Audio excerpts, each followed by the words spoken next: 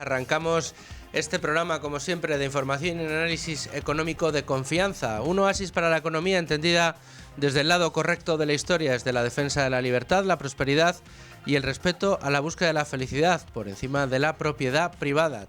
Asunto que también defendemos aquí con ahínco cada día, cada semana.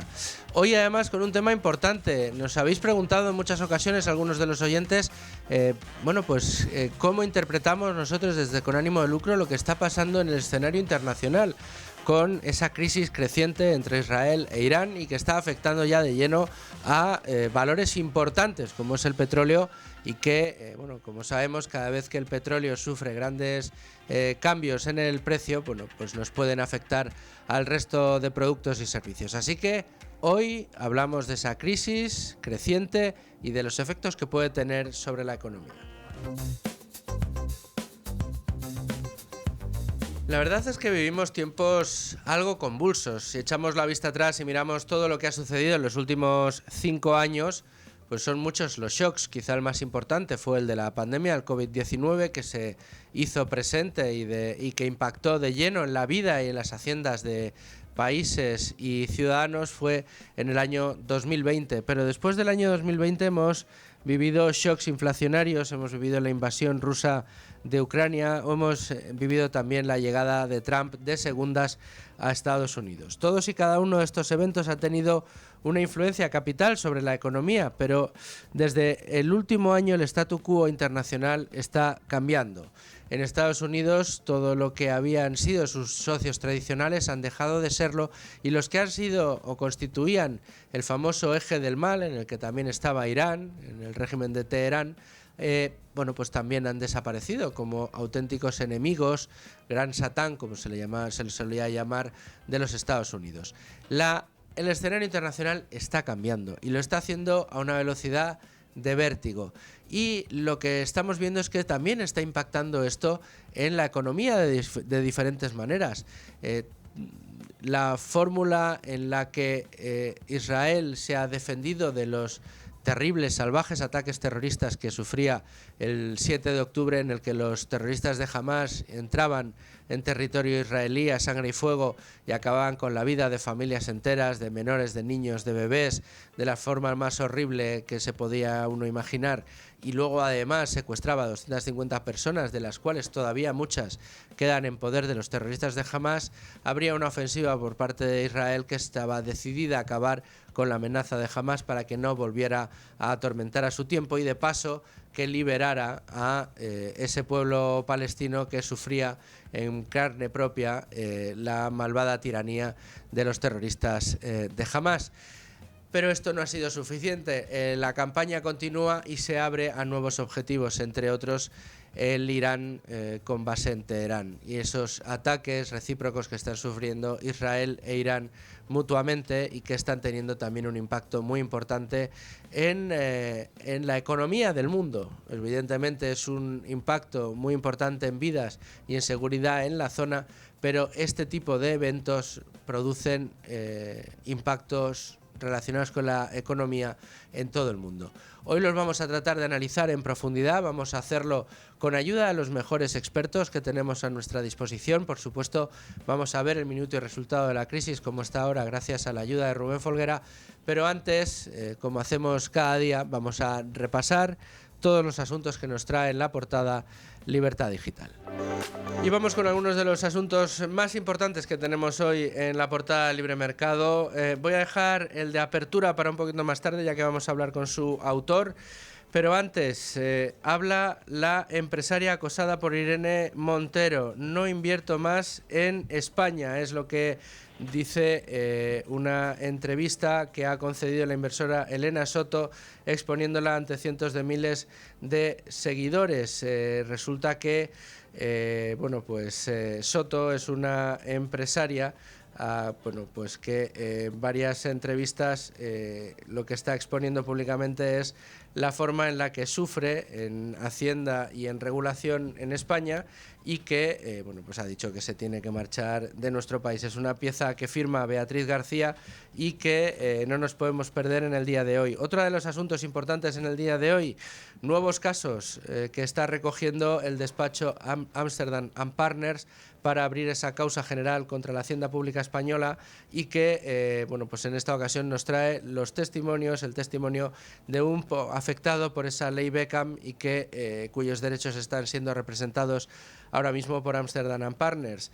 Cuenta su calvario con la Hacienda Española: fuimos perseguidos, acosados y expulsados. Y añade: queríamos trabajar y contribuir, pero nos lo pagaron con amenazas y humillación. Esto es lo que está denunciando uno de los afectados por esta ley Beckham, que facilitaba la llegada de inversiones, facilitaba la llegada de profesionales extranjeros a nuestro país con un régimen fiscal pues más tranquilo, digamos algo más beneficioso, pero que pasado un tiempo se ha convertido en una trampa que ha llevado a muchos de ellos a sufrir chantaje por parte de la agencia tributaria. Tenemos también que Milei deslumbra con el IPC que cae al 1,5%, la compra de vivienda sube un 40% y las ventas de coches marcan récords absolutos. Está recuperando el pulso económico Argentina gracias a la acción de Javier Milei, sacando a la gente de la pobreza y reduciendo a marchas forzadas esa inflación que amenazaba con hiperinflación. Estaba ya muy cerca de rozar ese término las finanzas argentinas. Más asuntos también de Diego Sánchez de la Cruz. Así operan las campañas de opinión sincronizada de la izquierda en toda Europa. Bruselas señalada por permitir que los fondos europeos se empleen para financiar este tipo de acciones. Estamos hablando de acciones más bien de ideología que de productividad, las que están siendo financiadas con los fondos europeos, que nos cuestan nuestro trabajo y nuestro esfuerzo pagarlos a todos los europeos y en nuestro país a los españoles. No nos podemos perder tampoco el Tu dinero nunca duerme del pasado domingo, que está destacado hoy en la portada de Libre Mercado, con Sergio Fernández Pacheco contándonos cómo en los mercados financieros Europa está en una clara situación de desventaja. Hay que estar muy pendientes de este programa, entre otras cosas porque también nos acercó todos los problemas de regulación que está sufriendo el mercado financiero y cómo la acción política está mermando la capacidad de acción y la cintura de algunos de los actores de ese mercado. Por último, una pieza que firma Lucía Fernández y que me parece muy curiosa es Así es, el nuevo rascacielos de 44 plantas que Amancio Ortega ha comprado en Florida por 165 millones de dólares. Todos los detalles de un gran rascacielos que ahora es propiedad del dueño de Zara, del dueño de Inditex, uno de los hombres más ricos del mundo y uno de los españoles más odiados por la extrema izquierda. Vamos a ir enseguida con el tema del día, pero como todos los días hasta ahora les tengo que hacer dos recomendaciones. La primera, que no se pierdan el programa del miércoles, no se pierdan ninguno, pero el del miércoles en especial, porque vamos a tener con nosotros a los expertos, a los especialistas de Circa, que es empresa líder en el mundo en la compra y venta de joyas y relojes de alta gama y joyas de gran valor, ¿no? Grandes diamantes, relojes de alta gama, estos que ya pues hemos heredado, quizá ya no lo queremos o no nos gusta y queremos darle una segunda vida y nosotros recuperar parte de ese dinero que ha costado ese reloj, o incluso en algunas ocasiones hasta ganarle dinero. Circa ofrece una experiencia de lujo a sus clientes y nos lo van a contar aquí el miércoles, así que no se pierdan esa entrevista. Y luego, por otro lado, todos aquellos que quieran invertir en el negocio inmobiliario pero que no se quieran comprar una casa, incurrir en una hipoteca y los riesgos que entraña el alquiler de vivienda para rentabilizarlo, bueno, pues tienen la opción de invertir, de ser cómplices de la rentabilidad que ofrece el negocio inmobiliario, en concreto la promoción inmobiliaria, que son rentabilidades de doble dígito, por encima del 10%, y desde muy poquito dinero, desde 250 euros, con inversiones que además cuentan con la garantía hipotecaria detrás. Es decir, un modelo de inversión en deuda, porque nuestro dinero va a prestar a los promotores que inician una promoción inmobiliaria, pero lo hacemos con garantías y con rentabilidades muy jugosas, de entre el 10 y el 13% en plazos muy cortitos, entre 10 y 15 meses. Una alternativa muy buena para muchos de nuestros oyentes. Y ahora sí que nos vamos derechos al tema del día. Pues vamos a ir enseguida con ese tema del día, pero antes déjame que comentemos una de las noticias que trae hoy Libre Mercado, que es la pieza habitual de Rotellar de los lunes. En este caso, el gobierno amenaza con llevar a la quiebra a la Seguridad Social. La hucha de las pensiones está desfondada, dice el profesor, rellenada gracias a préstamos y no al verdadero ahorro. Esto es poner la realidad de las pensiones y de la hucha de las pensiones delante del espejo, delante de la realidad, y lo hace con maestría, como siempre, el profesor Rotellar, José María Rotellar, que además es analista de cabecera de este programa y a quien podemos saludar ya, profesor de la Universidad Francisco de Vitoria y director del Observatorio Económico de esta universidad. ¿Cómo estás, profesor? Hola, buenos días. Buenos días o buenas tardes, ya que son las 12. Aquí en la radio siempre saludamos con buenas tardes. Pero, José María, en esta pieza, decía yo, pones la realidad de la seguridad social frente al espejo, pese a que se nos insiste y mucho desde el gobierno en presumir de que somos unos mentirosos aquellos que estamos poniendo en duda esto de que la hucha de las pensiones está sana, y recordamos que lo que tiene es una quiebra técnica. Bueno, lo hemos comentado en distintas ocasiones en Libre Mercado, especialmente Domingo Soriano en sus análisis es especialmente preciso, ¿no?, en la situación de la seguridad social, y simplemente en este artículo lo que pongo de manifiesto es que sí, hay una dotación al fondo de reserva que creó el presidente Aznar, pero con una diferencia. Entonces se dotaba por los excedentes, por los superávit que acumulaba la seguridad social. Ahora esos superávit son ficticios. ¿Por qué son ficticios? Porque realmente si la seguridad social tuviese solo como ingresos las cotizaciones de sus cotizantes, no tendría superávit, sino un déficit muy importante. Por ello, cada año la Administración General del Estado tiene que transferir desde los presupuestos generales del Estado una partida para cubrir ese desfase de la seguridad social, y además el Tesoro actúa como prestamista de la propia seguridad social, o toma, digamos, los fondos que precisa por no llegar a ese equilibrio, ¿no?, fruto del endeudamiento que tiene la seguridad social, que supera ya los 100.000 millones de euros, ¿no? Fedea lo ha dicho también claramente. Las reformas que ha impulsado el gobierno lo que hacen es incrementar el gasto, lo fían todo a que si se incrementa el gasto y no se puede llegar al equilibrio, bueno, pues incrementarán más todavía las cotizaciones, suponiendo que no va a cambiar nada y que eso no va a mermar a la economía. Pero la situación es muy distinta. Si se siguen incrementando las cotizaciones a la seguridad social, que suponen un auténtico impuesto al trabajo, pueden retraer la actividad económica, el empleo y con ello también los ingresos por cotizaciones. Pero es que en los últimos años esa deuda de la seguridad social, que decías que estaba por encima de los 120.000 millones, a marzo de 2025 ha subido de una manera brutal. O sea, desde que Sánchez gobierna, esta deuda ha pasado a esos 126.174 millones desde los 41.194 que presentaba la Caja de la Seguridad Social como deuda en 2018.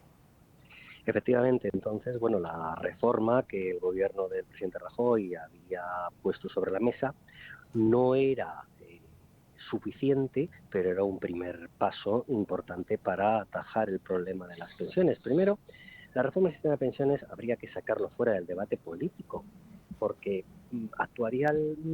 matemáticamente está quebrado, ¿no? Porque hay menos cotizantes y hay muchos más pensionistas y con pensiones más altas, fruto de una carrera profesional mejor, ¿no?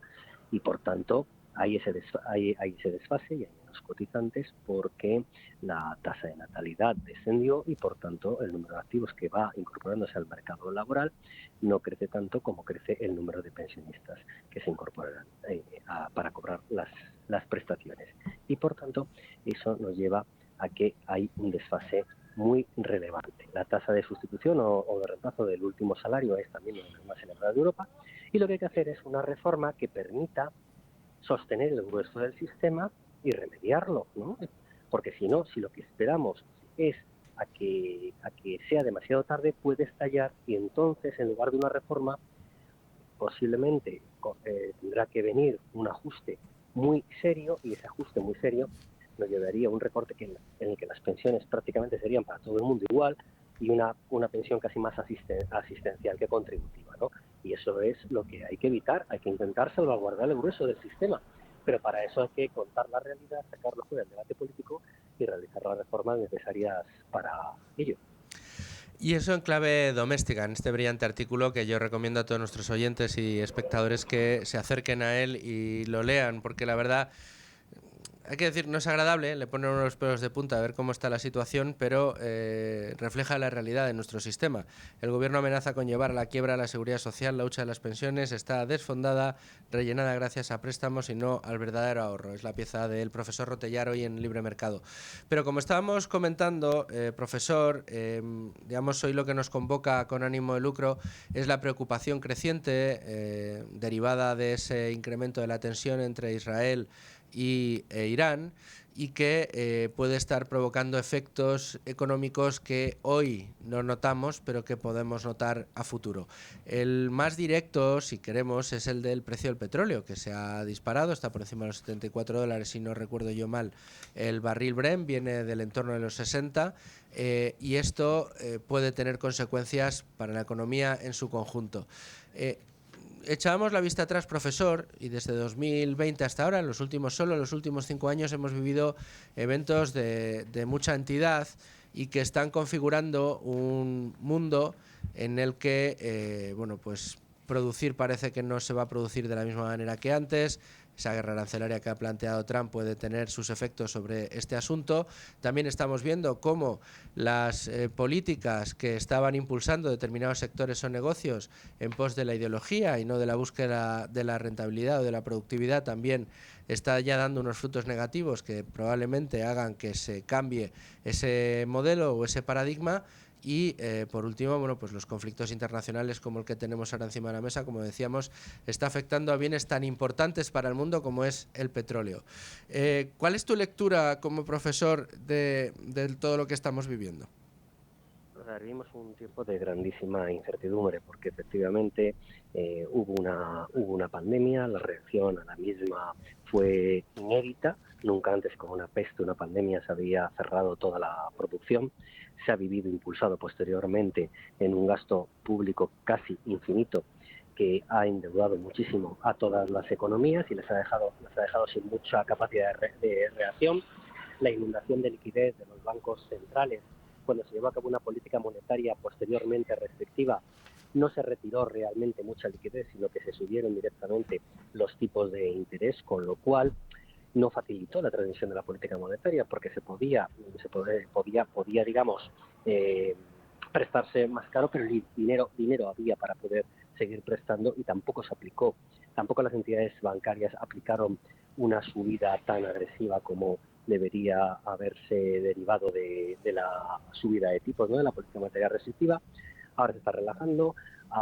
La guerra comercial que Estados Unidos ha reavivado con los aranceles no sabemos a dónde puede llegar, pero puede incrementar los costes. Si esos costes se incrementan y tiene su efecto posterior en los salarios, podemos entrar en efectos de segunda ronda con una espiral de precios salarios que puede hacer rebrotar importantemente la inflación. Al mismo tiempo también puede provocar una desaceleración importante de la economía o una recesión, con lo cual requeriría una medida contraria.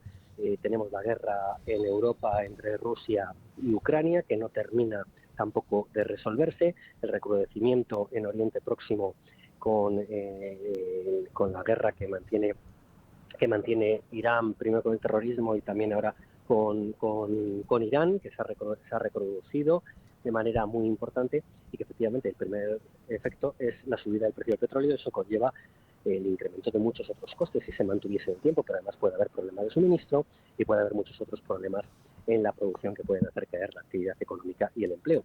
Recordemos que cuando se produjo la primera guerra del Golfo, a principios de los años 90, el precio del petróleo estaba muy bajo y no dejó de escalar durante muchísimo tiempo tras el inicio de dicha primera guerra del Golfo.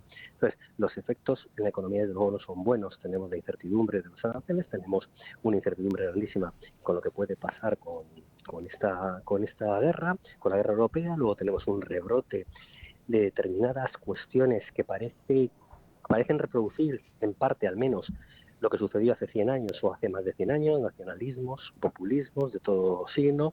En fin, tenemos un entorno y un contexto de bastante incertidumbre, y eso no es bueno para la economía. Bueno, pues desde luego bueno no parece que vaya a traer nada esta escalada y este escenario internacional. y te agradecemos muchísimo tu análisis, profesor. Te esperamos dentro de poquito aquí de vuelta en Con Ánimo de Lucro. Un abrazo muy fuerte. Tengo ya conmigo a Rubén Folguera. ¿Qué tal, Rubén? ¿Cómo estás? Buenas tardes. Minuto y resultado de esa crisis internacional. Bueno, lo que tenemos es que desde el viernes pasado, tanto Israel como Irán han compartido o han cruzado distintos tipos de ataques mutuos después de que el viernes Israel atacase a Irán, alegando que tenía por objetivo destruir y neutralizar algunos objetivos que estarían poniendo en riesgo la seguridad del país israelí, debido a que formaban parte del programa nuclear del país iraní. Y de este modo se han confirmado que se ha eliminado a buena parte de la cúpula militar iraní y también a científicos que participaban de este programa. Esta parte es la positiva Efectivamente. de lo que tenemos hasta la fecha. Sí, porque por otra parte hay que informar de que el Ministerio de Salud de Irán informó de al menos 224 muertos y por otra parte las emergencias israelíes informaban de casi una veintena de muertos. Sí, ¿no? Y la destrucción de parte del sistema antimisiles israelí, que eso es, digamos, una de las partes que más estaban preocupando. ¿Qué más podemos contar? Podemos contar que esta operación de inteligencia israelí se ha desarrollado en 3 fases. Una primera en el centro de Irán, donde las unidades de comando del Mossad desplegaron sistemas operativos de armas guiadas de precisión en zonas abiertas cerca de las ubicaciones de los sistemas de misiles tierra-aire iraníes. Luego, una segunda fase operativa estaba destinada a neutralizar las capacidades de defensa aérea de Irán que amenazaban a los cazas israelíes. Y también, finalmente, una tercera fase en la que el Mossad estableció una base de drones que iban cargados de explosivos y también introducidos de forma clandestina en el corazón de Irán, antes para de esta forma atacar a los agentes que tenían por objetivo. Y caía la cúpula militar de Irán, ¿no? Así es. Como estábamos contando, de esta forma, en su cuenta oficial en la red social X, las fuerzas de defensa israelíes han confirmado la muerte del jefe del Estado Mayor de las Fuerzas Armadas iraníes, el comandante de los cuerpos de la Guardia Revolucionaria Islámica y también el comandante del mando de emergencia de Irán. Correcto. Pero este conflicto que tenemos hoy abierto y que está provocando las primeras reacciones, fundamentalmente en el precio del petróleo, luego iremos con eso, no es el único de los conflictos que tenemos abiertos ahora mismo, ¿no? No, hay que recordar que también está abierto el conflicto entre Israel y Palestina después de los atentados del 7 de octubre de 2023. También tenemos la guerra de Ucrania después de la invasión por parte de Rusia. Y luego, entre los conflictos internacionales que quizás son menos sonados, pero que igualmente están desplazando a buena parte de la población de estas regiones, tenemos la guerra civil en Sudán. Y a todo ello se le suma la guerra comercial entre Estados Unidos y el bloque de China, que aún no ha pasado a la fase militar, digamos. ¿Y cuáles son los impactos en el mercado que podemos estar observando después de conocer este escenario conflictivo tan importante que tenemos? Bueno, el ataque de Israel sobre Irán en la madrugada del pasado viernes sacudió las bolsas mundiales en las últimas sesiones de la semana. Por una parte, teníamos que la principal consecuencia, evidentemente, se notaba en el precio del petróleo, porque el barril de crudo, digamos, que previsto para entregarse en agosto, ha subido esta madrugada pasada hasta alcanzar máximos desde finales de enero de este año, y de este modo se situaba por encima de los $78, aunque después, ya a lo largo de la sesión, se moderaba en torno a los $74,6. Sin embargo, hay que destacar que el pasado viernes el Brent ya se disparaba más de un 7% ante el temor de una interrupción en los suministros. Por otra parte, en medio de la tensión, el dinero buscaba refugio naturalmente y ha huido a la renta variable. De este modo, en Europa los principales índices perdían más de un 1%, teníamos al DAX alemán que se dejaba un 1,07%, el CAC francés un 1,04% y el MIB italiano un 1,28%. Sin embargo, las caídas tomadas semanalmente eran aún más amplias y se situaban entre el 1,5% y el 3%. En el caso de España, teníamos que el IBEX 35 se dejaba un 1,27% el viernes y de este modo caía por debajo de los 14.000 puntos. Asimismo, tomado semanalmente, el IBEX perdía casi un 2,4%. De este modo, al mismo tiempo, el color rojo se adueñaba también de los índices asiáticos, si bien es cierto que en menor medida, porque El Nikkei japonés cedía un 0,9%, el principal índice de Shanghái perdía un 0,75% y el Hang Seng un 0,6%.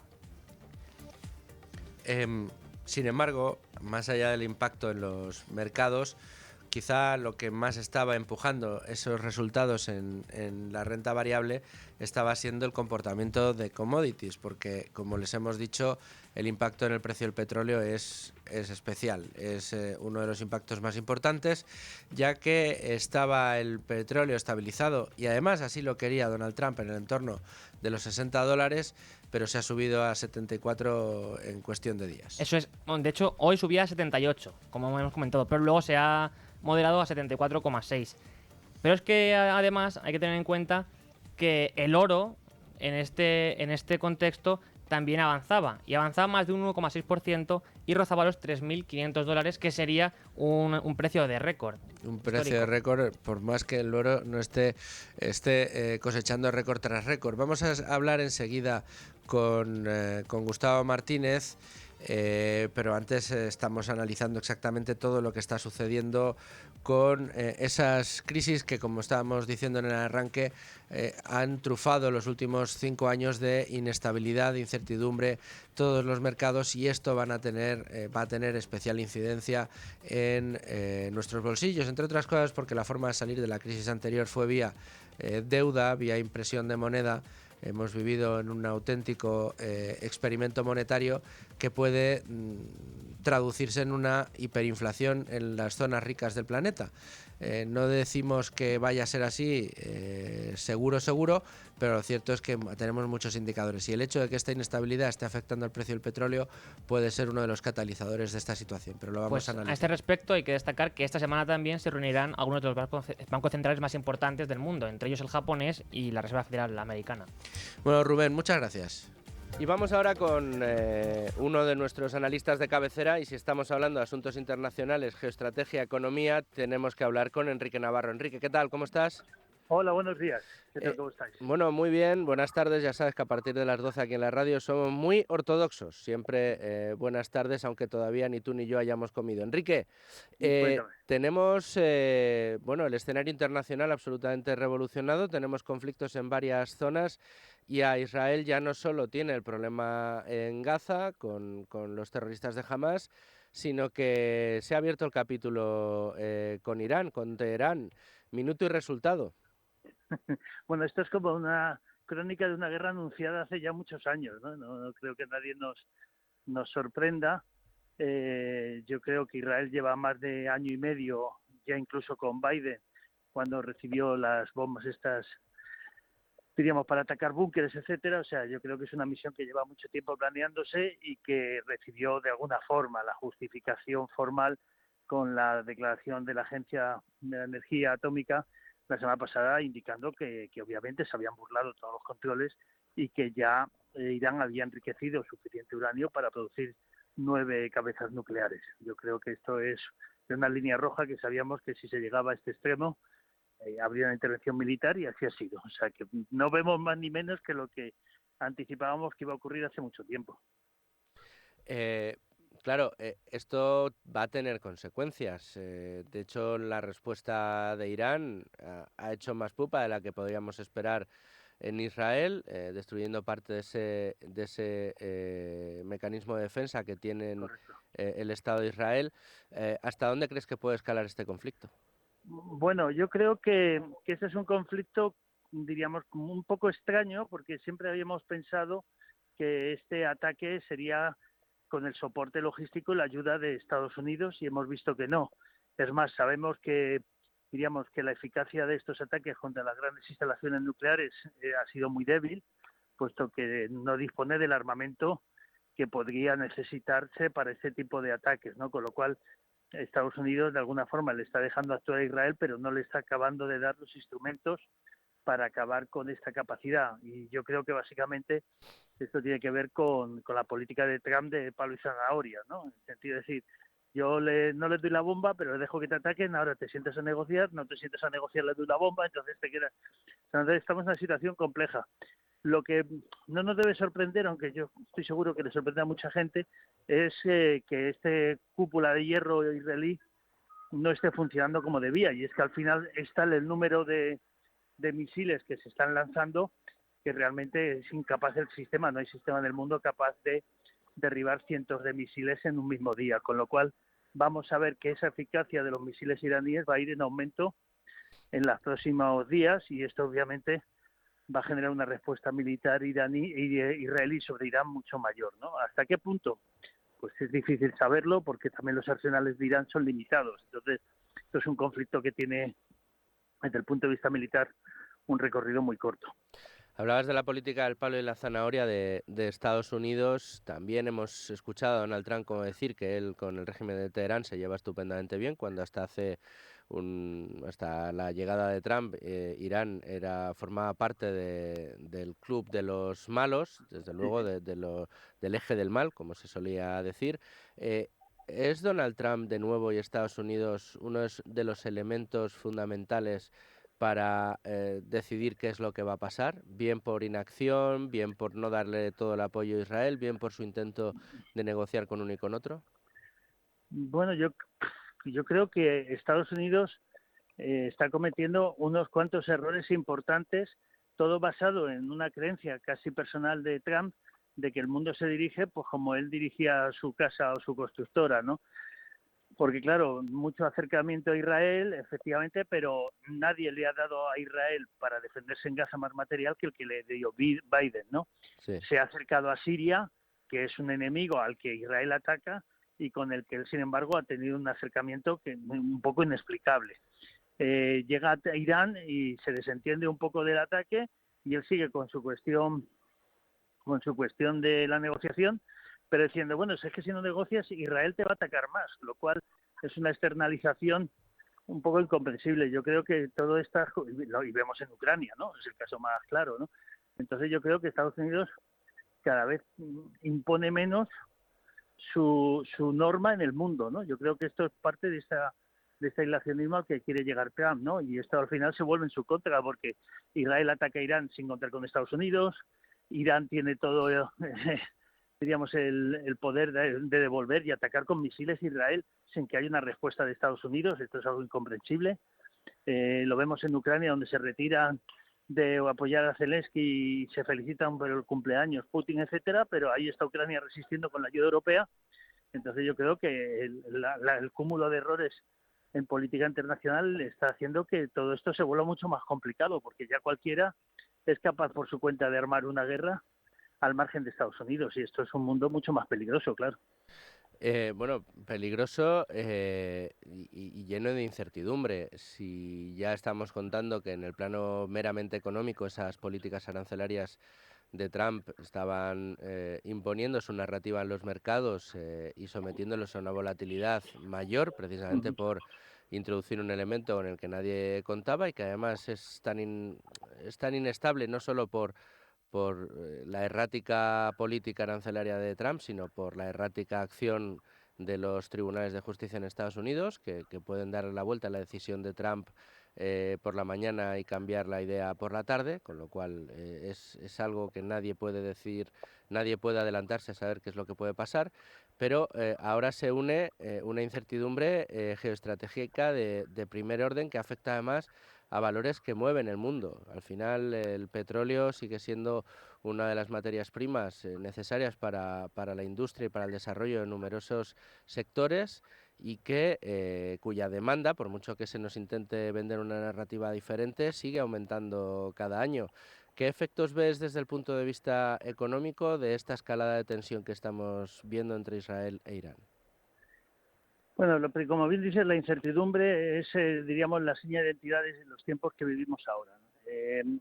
Obviamente esto influye sobre el petróleo, como tú bien dices, el petróleo sigue siendo el elemento, el motor de la economía mundial, y por tanto es una situación inestable. Uno podría decir, bueno, Estados Unidos se beneficia de la subida del petróleo. No, pero es que Estados Unidos se consume su propio petróleo, con lo cual también le producen unos efectos inflacionistas altos. Yo creo que vivimos unos momentos terribles en los que el mundo está un poco absorto sin saber qué va a pasar con los aranceles, sin saber qué va a pasar con toda esta política de Trump, si se va a caer o no. Y obviamente el mundo está en una especie de locura donde se mezcla una huida hacia adelante de los que quieren de alguna forma capitalizar un rendimiento a corto plazo para salir indemne lo antes posible, y los que directamente ya están de salida, ¿no? Entonces vamos a ver una situación económica tremendamente inestable, con presiones inflacionistas, una serie de complicaciones que realmente nos pueden llevar a una situación muy compleja para el mundo, para todos, incluidos nosotros, claro. Sí, ha habido un autor prolífico en materia de geoestrategia y defensa en Libertad Digital, ese has sido tú, y todavía recuerdo más de una ocasión leer casi estremecido esos análisis que hacías y donde dejabas pistas sobre qué debería pasar para que estallara una tercera guerra mundial. Es un titular que has empleado en más de una ocasión. Sí, sí. ¿La ves más cerca que nunca? Yo creo que nunca, ni siquiera cuando la crisis de los misiles, precisamente por esta multilateralidad del riesgo, nunca hemos estado más cerca de un conflicto mundial ahora, sobre todo por China, ¿no? China es el gran actor. O sea, no puede haber una guerra mundial sin China, y China está adoptando unas posiciones muy complejas desde el punto de vista militar estratégico y bueno, vamos a ver cómo termina esta historia, pero sí, claro, estamos en una situación súper delicada.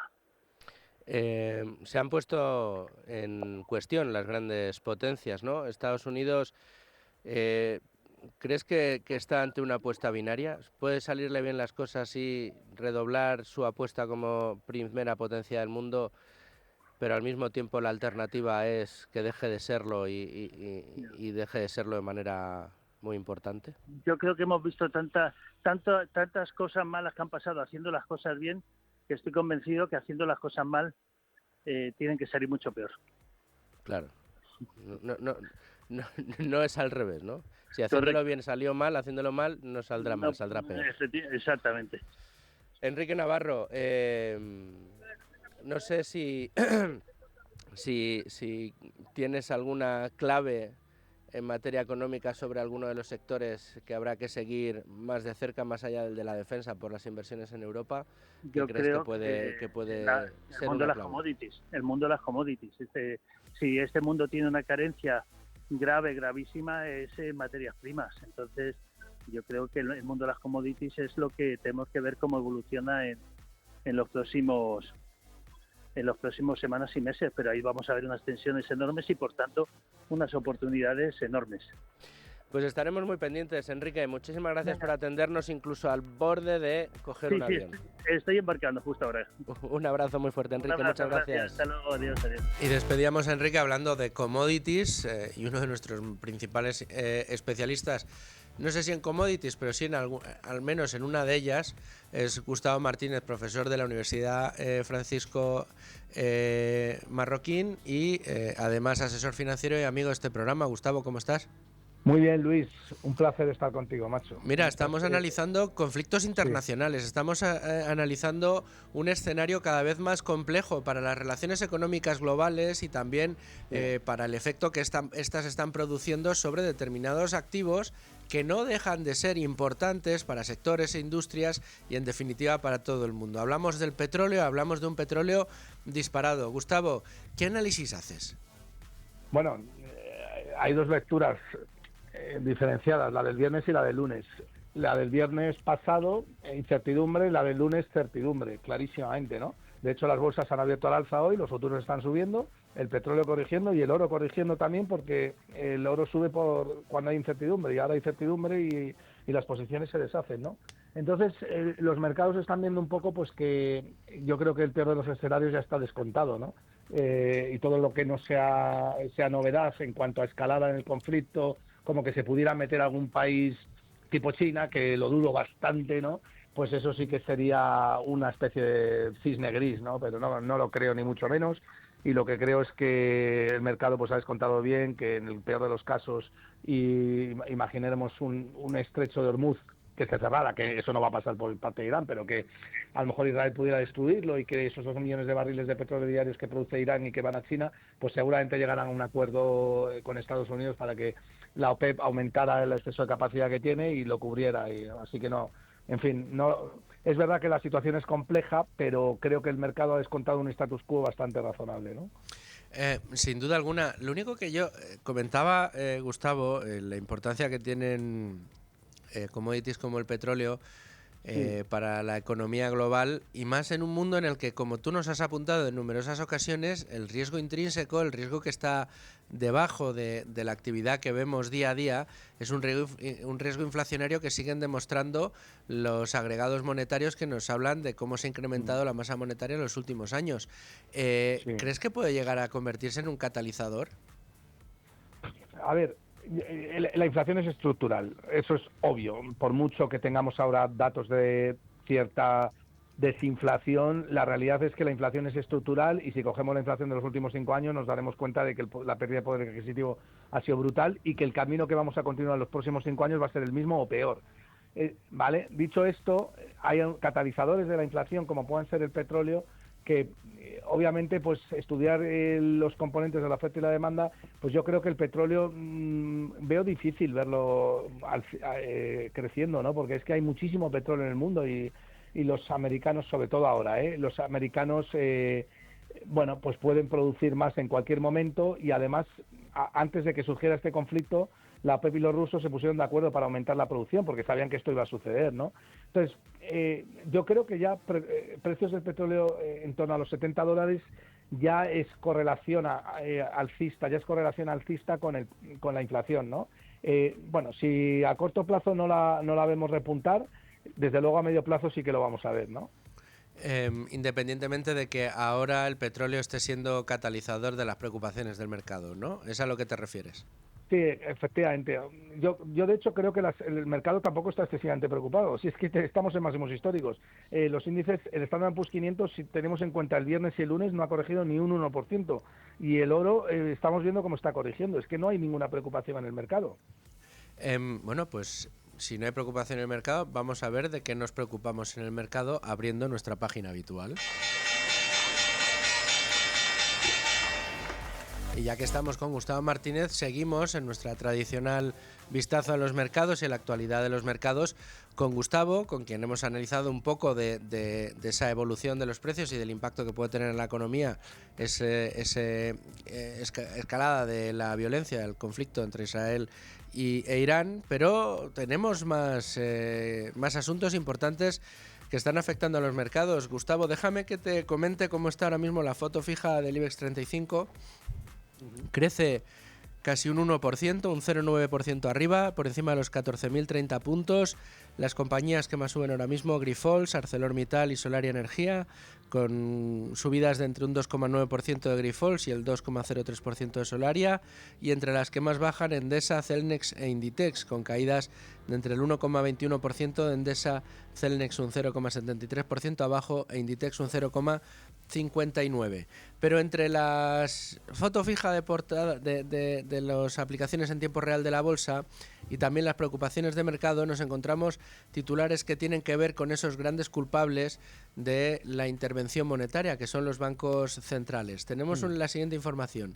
Los datos no respaldan una rebaja de tipos a corto plazo de la Reserva Federal pese a la presión que está ejerciendo Donald Trump. ¿Le está aguando la fiesta el señor Powell a Donald Trump?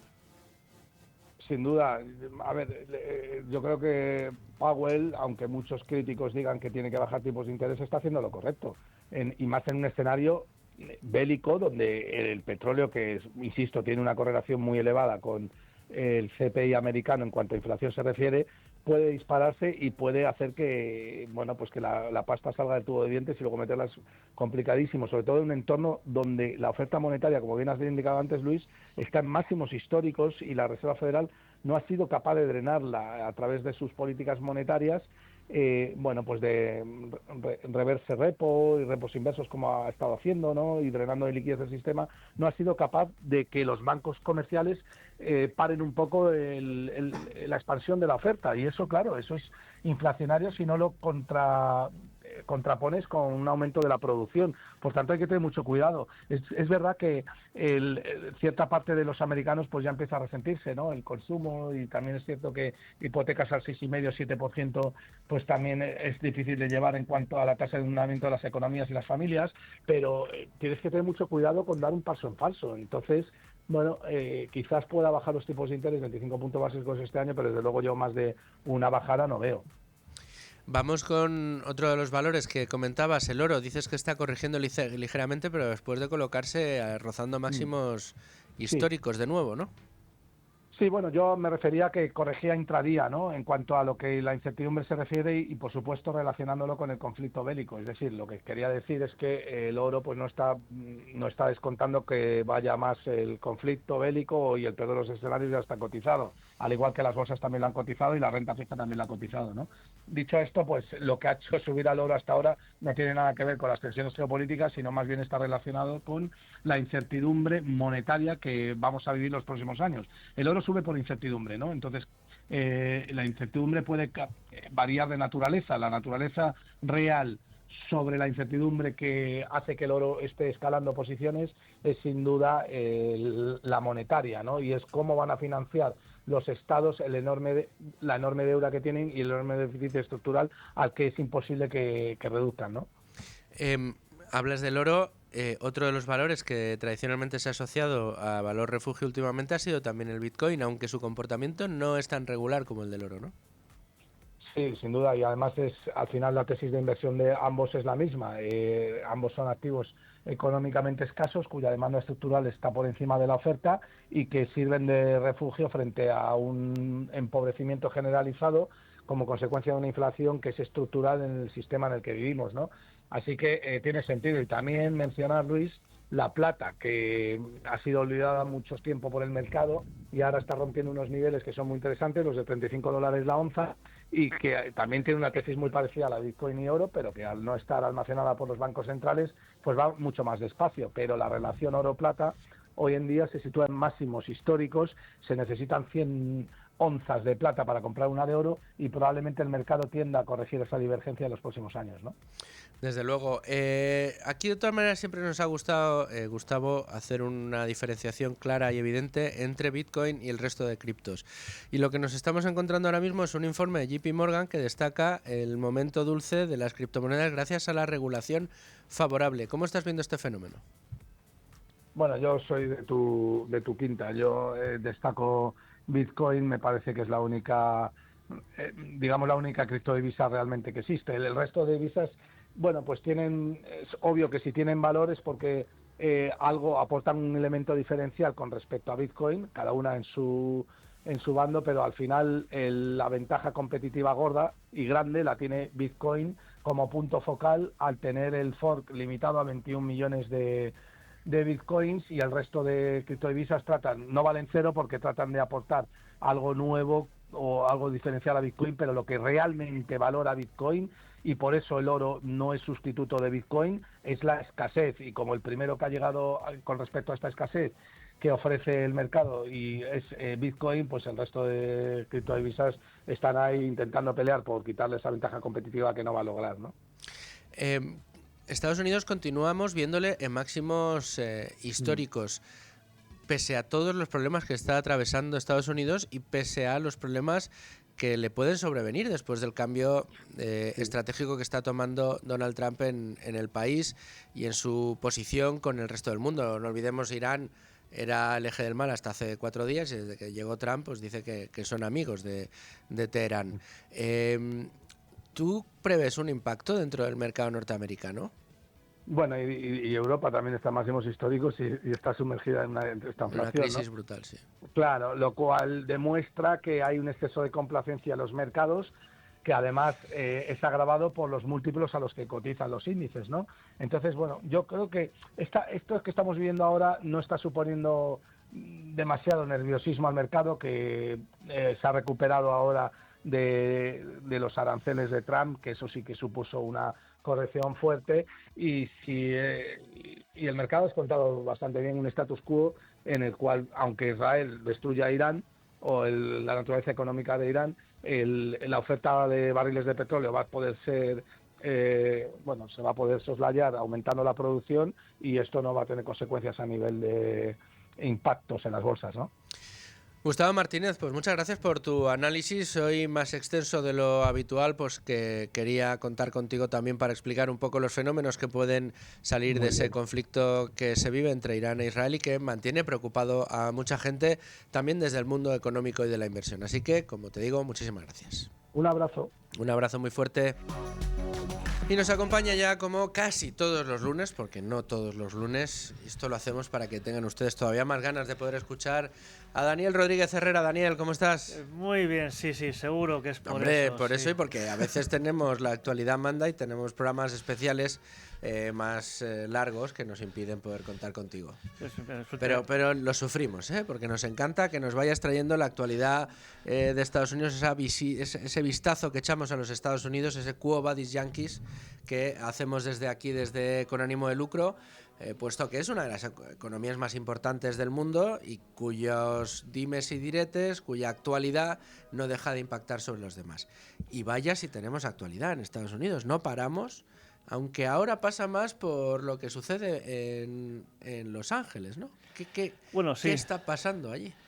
Lleva ya más de una semana en marcha y es básicamente manifestaciones, disturbios. Iba a decir manifestaciones violentas, disturbios es la palabra quizá más precisa para describir lo que está pasando en Los Ángeles, que es esencialmente personas protestando por la policía, por el ICE, que es la policía de inmigración, la migra, que lo llaman los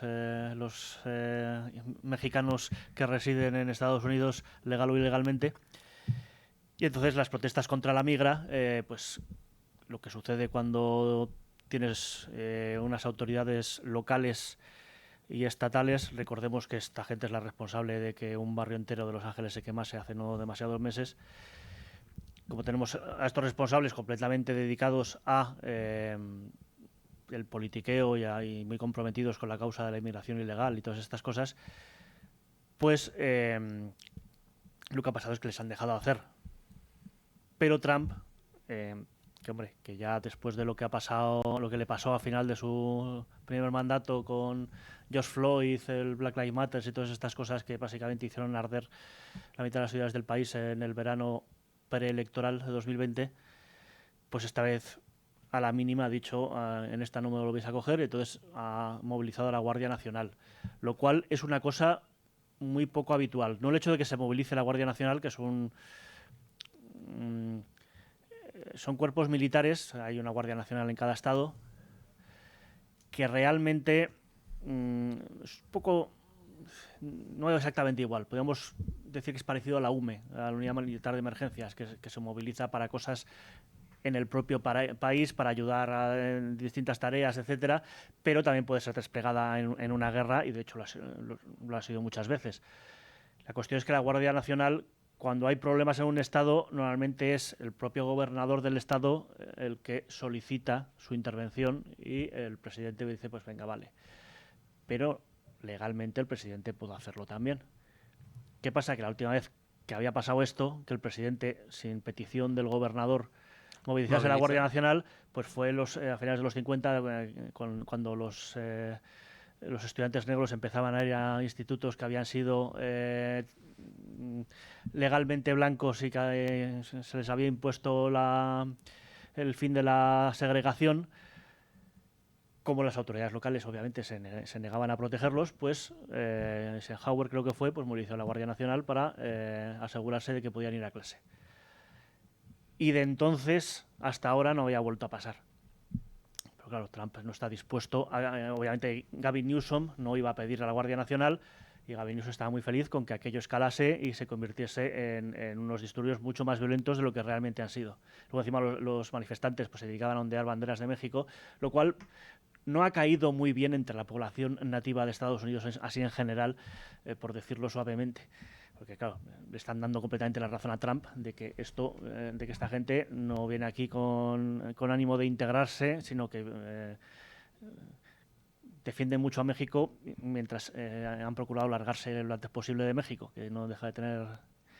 Sí, es un contrasentido evidente. ¿Y cuáles son los balances que se están haciendo hasta ahora? ¿Son unos disturbios que están económicamente generando impacto dentro de Los Ángeles? ¿Es más una preocupación por la seguridad ciudadana?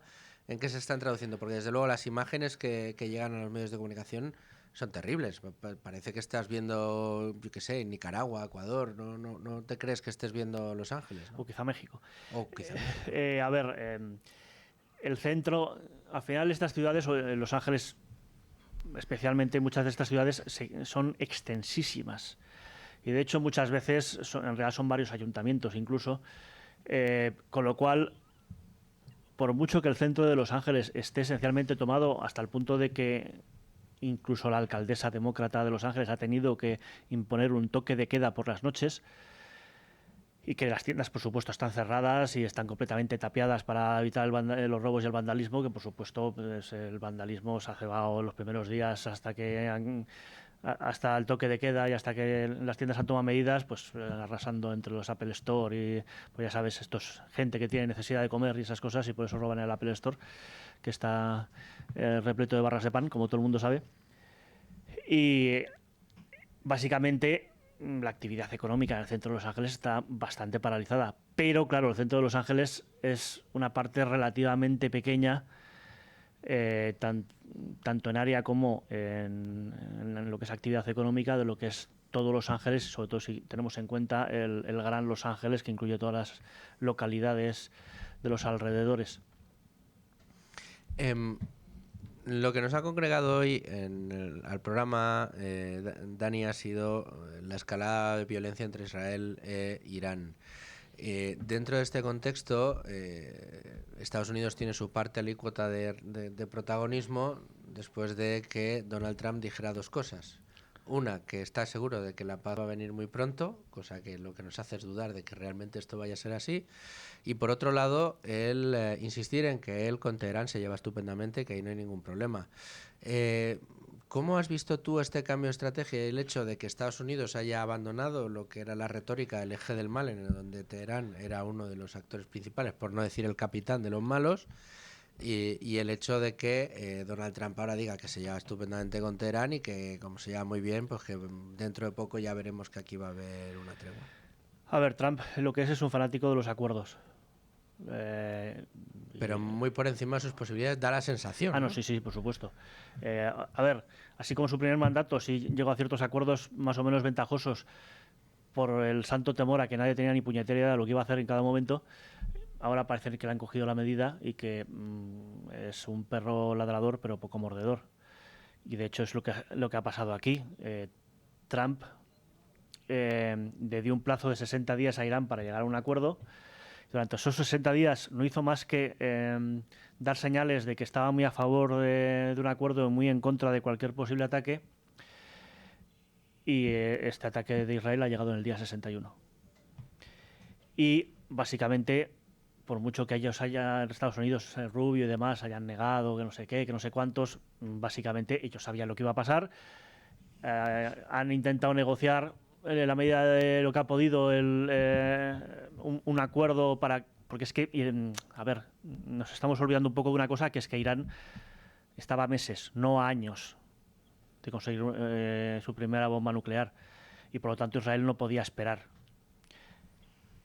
Pero el Trump parecía que se estaba alejando de Israel, que todo lo que había sido su primer mandato y lo que llevábamos de segundo, al comienzo del segundo, de apoyo incondicional, pues había quedado atrás, que prefería negociar con Irán, que prefería negociar con Qatar, que Israel no era un foco central de su política exterior en la zona. Y lo que hemos visto es que era un paripé, en buena medida. Quería preguntarte también, Dani, por esta noticia que nos asaltaba el fin de semana. La presidenta de la Cámara de Representantes de Minnesota, Melissa Hortman, fue asesinada a tiros junto a su esposo este sábado dentro de su casa, ubicada cerca de Minneapolis, y es un asesino que se circunscribe dentro del tema político. De hecho, los titulares que podemos encontrar, por ejemplo, en la BBC es: Estados Unidos, asesinan por motivos políticos a una legisladora estatal demócrata y hieren a otro. En otros añaden dentro del titular, asesina a esta política demócrata que había votado al lado de los republicanos en alguna ocasión. Bueno, a ver, eso es un poco relativo. Básicamente lo que había hecho esta política es comerse el marrón. No es que fuese especialmente proclive a llegar a acuerdos, o más proclive a llegar a acuerdos con republicanos que otros. Y lo que ha pasado es que después de las últimas votaciones los demócratas no podían aprobar un presupuesto sin contar con los republicanos, y los republicanos esencialmente aceptaron votar a favor del presupuesto siempre y cuando incluyese algunas cosas. La principal de ellas era eliminar la asistencia sanitaria gratuita para inmigrantes ilegales.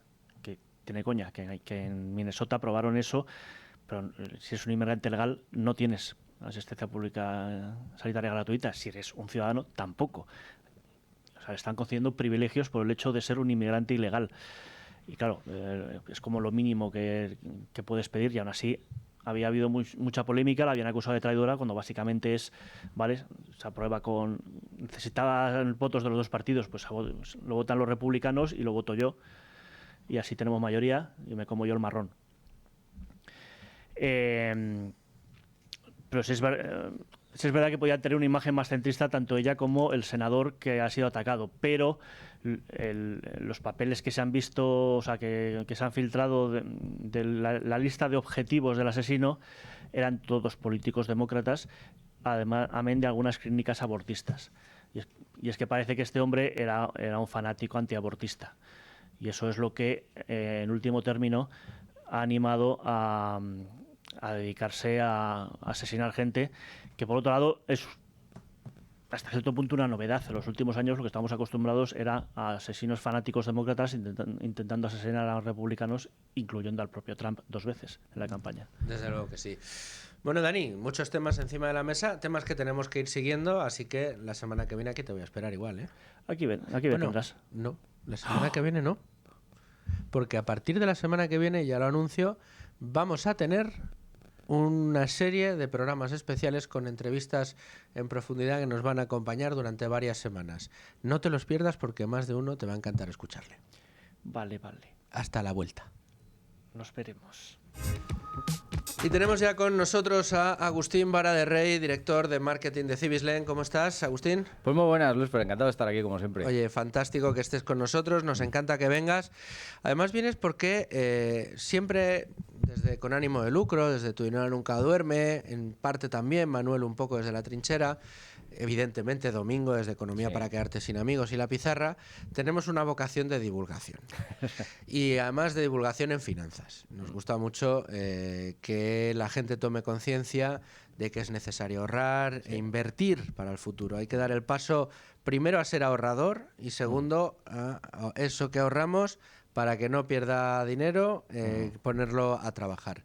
Entonces, claro, digamos, entre el abanico de alternativas que tiene un inversor retail en España para invertir su dinero, para tratar de ir construyendo un patrimonio, pues tiene la renta variable, la renta fija, el inmobiliario, las commodities, ahora las criptos, que no abramos ese melón, etcétera, ¿no? Tiene diferentes alternativas. Una de las que más le gusta a los españoles es el ladrillo, invertir el ladrillo. Pero ¿cuántas veces hemos escuchado pero yo ya quisiera poderme comprar un piso? O chico, he cobrado un bonus y tal, estoy pensando en comprarme un piso y ponerlo en rentabilidad. Claro, eso implica una hipoteca, eso implica descapitalizarte de lo que hayas tenido para darlo como entrada y muchos etcétera. Todo para llegar al final a alquilar ese piso con los impuestos que eso supone, con el riesgo que supone a la hora de poner en marcha. Es decir, es una actividad que nos gusta mucho a los españoles, pero que no deja de entrañar muchos riesgos en el camino y muchos gastos, que además hacen que la rentabilidad que vas a obtener sea cada vez más pequeñita. Sin embargo, chico, llega a Cibislen, pone en marcha el crowdlending inmobiliario con su plataforma y lo que le dice a la gente es: ¿usted quiere participar del negocio inmobiliario? Yo le pongo al promotor. Y usted le va a prestar el dinero al promotor y este se lo va a devolver en un plazo corto, 10, 15 meses y con una rentabilidad muy guapa, entre el 10 y el 13%. Y además de todo, con una garantía, que es la hipotecaria. Y entonces viene aquel y dice: ¿y cómo es eso? Agustín, ¿cómo es eso? Bueno, pues lo has explicado perfectamente, Luisfer. Es un modelo que ha nacido, yo creo, para quedarse. De hecho, en Estados Unidos el 85% de la financiación inmobiliaria es a través de modelos de crowdfunding y crowdlending inmobiliario. Y es porque precisamente lo que hace es democratizar, da la oportunidad a todo el mundo para que pueda invertir en el mercado inmobiliario y, como tú bien dices, sin descapitalizarse. Al contrario, utilizar sus ahorros para sacar una rentabilidad en un plazo corto y con una rentabilidad muy alta.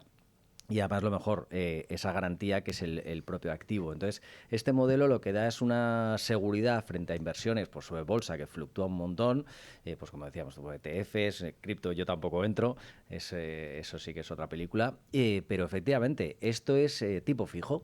Eso es lo más interesante de este modelo, porque al final el lending, crowdlending es eso, es lending, es préstamo, una base de gente que da un préstamo a un promotor para que saque adelante un proyecto. Mira, mañana tenemos uno que se abre a las 12, que es un 12% en 12 meses. O sea, ¡Ostras! Un año, es decir, inviertes ahora en junio, pues en junio del año que viene... 12%. ¿Y en un 12 añito? meses, en un añito. O sea, invertimos y dentro de un año nos devuelven principal más un 12%. Más un 12% de intereses. ¿Y podemos saber dónde hemos invertido? Perfectamente. De hecho, nosotros, algo que le encanta a los inversores es que pueden elegir en dónde invertir. Ellos pueden meter el capital en la plataforma y se queda ahí hasta que decidan en qué proyecto quieren invertir. Este, por ejemplo, en concreto es en Alicante, son 59 viviendas, además con un promotor que ya ha construido más de 1.100 viviendas en Alicante. O sea, que es un promotor que se conoce la zona. Sí, le conoce perfectamente. Además tenemos un loan to value del 22% de primera disposición, es decir, estás prestando un 22% de lo que vale el activo solo. Es decir, tienes margen de sobra. Pero vamos, con promotores profesionales como los que trabajamos nosotros, jamás hemos tenido un problema, cero default, más de 110 proyectos financiados y nuestro track record es impecable a día de hoy. Nuestro análisis de proyectos es exhaustivo. Entonces, es un modelo que está creciendo, que va a crecer muchísimo más y que va a dar el cambio a la financiación inmobiliaria, porque los bancos no están dando financiación. Correcto. Esto ahora lo explicamos por qué acude un promotor a Cibislen con los intereses que tiene que pagar cuando la financiación bancaria se nos puede antojar algo más barata. Respuesta fácil, porque en esas fases del proyecto los bancos no están. Efectivamente. Hay que llamar al capital privado. Pero has dado una noticia, o sea, mañana martes se abre uno nuevo en Alicante. ¿Cuánto se va a financiar? Esto es 1,5 millones, 1.590.000 euros. Hay que correr. En este va a haber que correr, en este hay que volar, efectivamente. Y es que además 12%, o sea, nos encanta, no es lo habitual, por eso la gente se vuelve como loca en proyectos como estos y encima a corto plazo, 12 meses. Claro. Entonces, Entonces ahora los pasos. El que nos esté escuchando y diga, oye, esto me interesa. Lo primero, entrar en cibislend.com. Sí, o sea, el registro además es gratuito, es muy fácil, cibislend.com, como tú bien has dicho, www.cibislend.com y registro gratis. Ese detalle es importantísimo. De hecho, alguna vez lo hemos debatido. ¿Hay que decir que es gratis? Hay que decir que es gratis porque la parte más importante es tener tu registro y si en este proyecto no has podido entrar, entras en el siguiente y en el siguiente. O sea, puedes elegir en qué proyecto quieres invertir tú. Entonces, sí que tiene que ser el registro gratuito para que no tengas ninguna obligación de nada. Tú puedes tener tu cuenta abierta y puedes tener te vamos avisando sobre los proyectos. Claro, tú tienes toda la documentación del promotor, del proyecto, del due diligence, teaser, todo. Tienes todos los contratos, toda la información. Entonces tú vas decidiendo. Entonces tú tienes tu cuenta abierta y nosotros cada vez que lanzamos un proyecto te avisamos. Entonces por eso sí que es importante el registro gratuito. Entonces te vas informando y cuando veas el que te gusta a ti, hay mucha gente que está empeñada en, no, yo solo invierto en Valencia, yo solo en Barcelona, no, yo en Asturias, yo en Madrid. Tal. Bueno, Madrid es una locura cuando hay proyecto en Madrid, obviamente. Pero sí, eliges en el que tú quieras. Entonces, el éxito radica en cada uno. Aquí no es que metas un capital, tienes unos asesores que te van gestionando, pues tipo un fondo, una inversión en fondo. No. Aquí tú decides desde el principio a fin en qué proyecto quieres invertir. Correcto. Y si nos gusta el proyecto, hay que traspasar dinero de nuestra cuenta a la cuenta de Cibislen, que es lo que vamos a aportar. Que ese detalle, por cierto, Luisfer, es muy importante. Lo de la cuenta de Cibislen. Esto es un capital que no gestionamos nosotros directamente. Lo gestiona Lemonway, que es una plataforma autorizada por el Banco de España, regulada en toda Europa. Entonces, Cibislen nunca tiene el capital. Que eso también a la gente le gusta saberlo. O sea, no somos aquí una startup, nos quedamos el capital y luego hacemos lo que queremos. No. Tú metes el capital para un proyecto concreto que se queda en Lemonway, entidad regulada, y de ese Lemonway va al promotor directamente. Es decir, Cibislen nunca gestiona capital. Eso también da mucha seguridad a los inversores. Correcto. Aparte de recordar que Cibislen no es ningún chilling broker ni nada por el estilo. Cibislen está auditada por CNMV, tenéis todos, o sea, todos los parabienes, todos los checks que hay que tener los cumplís. No solo eso, sino que tenéis dos datos que son muy buenos. Uno, un track record, como tú decías, impecable, perfecto.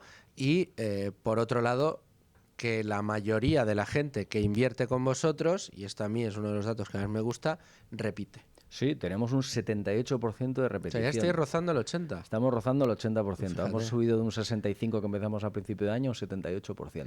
Es decir, que a la gente le gusta. ¿Y Sí. cómo opera esa garantía hipotecaria? ¿En qué consiste y cómo y cuándo y de qué manera se activaría?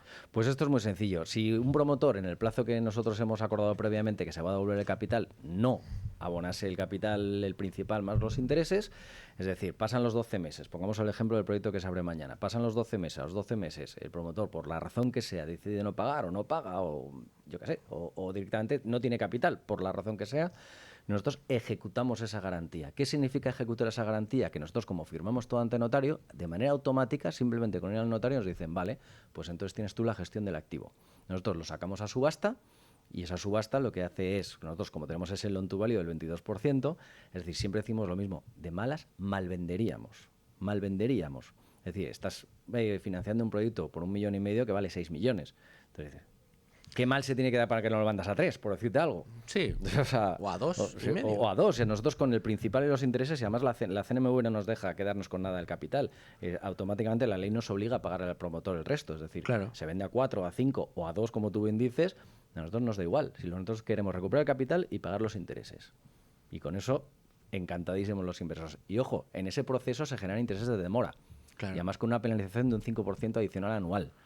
Entonces, claro, hay gente que incluso, bueno, que se retrase 3 meses, la gente dice, bueno, pues mira, me gano también un piquito más. Pero nunca hemos tenido que ejecutar una garantía por ahora. En más de 110 proyectos que llevamos, ¿eh? Fenómeno. Y dinero devuelto también estáis en récord ya. Bueno, llevamos más de 55 proyectos reembolsados, más de 50 millones devueltos a los inversores, y por eso hay esa tasa de repetición. Claro. Es un 80% de repetición. Claro, porque quizá, fíjate que al ser una renta fija inmobiliaria, es pues eso, tú sabes lo que prestas, porque es que dinero que estás prestando, sabes cuándo te lo devuelven, más el cupón correspondiente, en este caso es el interés. Pero para generar interés compuesto, una de las cosas que estáis recomendando es que, oye, tú inviertes en uno, cuando entra otro, pues que te guste, inviertes en otro, y sobre todo, según vas recuperando el dinero, ese dinero íntegro con tus intereses lo vuelves a invertir y así vas generando esa bola de nieve, ¿no? Efectivamente, además una bola de nieve que se hace bastante grande. Hablando de porcentajes tan altos, que un 11,5 de media, estamos hablando de que si tú inviertes 10.000 euros por una cantidad muy cerrada, en cuestión de 7 u 8 años lo has multiplicado por 10, cuando en realidad es un modelo de ahorro. Sacas un 11% o un 12%, pero en 10 años se te ha convertido en un 100.000 euros. Claro, pero lo tienes que reembolsar. O sea, quiero decir, Claro, lo tienes no que reembolsar, lo tienes que reinvertir. Claro, el interés siempre. compuesto, en toda regla. Bueno, pues, oye, no se me ocurre mejor manera que para invertir en el negocio inmobiliario que a través de estas plataformas que además te quitan todo el engorro que hemos dicho, ¿no? Totalmente. Liarte, préstamos, luego eso es una deuda, ¿eh? Sí, sí, eso es brutal. No te la quitas de medio tal, y luego el problema que tienes en España con los inquilinos, que también es mención aparte. Agustín Vara de Rey, de Cibislen, muchas gracias por estar con nosotros. Gracias a ti, gracias por darnos esta exposición que siempre nos hace tanta falta. Bueno, pues gracias a vosotros como siempre. Y a ustedes, señores oyentes, gracias por estar ahí un día más. Les espero mañana aquí a las 12. No se lo pierdan, con ánimo de lucro.